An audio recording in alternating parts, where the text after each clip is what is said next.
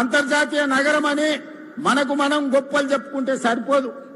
అంతర్జాతీయ ప్రమాణాలతో అభివృద్ధి చేసుకున్నప్పుడే అంతర్జాతీయ నగరంగా మనకు గుర్తింపు వస్తుంది.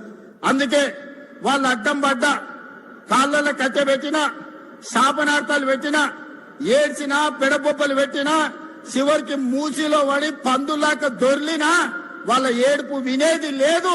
మనం అభివృద్ధి చేసుకునుడే, మనం రీజనల్ రింగ్ రోడ్ వేసుకునుడే, రేడియల్ రోడ్డు నిర్మించుకునుడే, భారత్ ఫ్యూచర్ సిటీ కట్టుకునుడే, కోహెడా ఫ్రూట్ మార్కెట్ ను పూర్తి చేసుకునుడే. ప్రతి అవసరాన్ని దృష్టిలో పెట్టుకొని ఈ రోజు ఈ రాష్ట్రం యొక్క అవసరాలను తీర్చుకుంటూ ముందుకు వెళ్లాల్సిన బాధ్యత మన మీద ఉన్నది. అందుకే ఇవాళ మిత్రులారా, మనం మంచి కార్యక్రమాలు చేసుకుంటున్నాం. మనల్ని చూసి ఏడ్చేటోళ్ళు ఎప్పుడు ఉంటారు. కడుపులో మంట ఉన్నోళ్ళు, అసూయ ఉన్నోళ్ళు వాళ్లకు అజీర్తి అవుతూనే ఉంటది.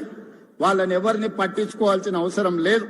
అందుకే ఈనాడు మంచి మంచి కార్యక్రమాలతో ముందుకు వచ్చినాం. వ్యవసాయాన్ని ఒకనాడు దండుగంటే వ్యవసాయాన్ని పండుగ చేసినాం.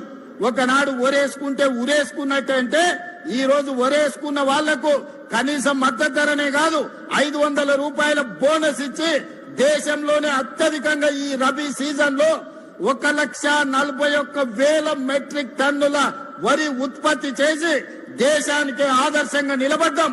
భారతదేశంలో ఉత్పత్తిలో 60% ఒక్క తెలంగాణ రాష్ట్రం నుంచే ఉత్పత్తి చేసి మన రైతుల యొక్క సత్తా చూపినాం. ఆ ఏ ఊర్లో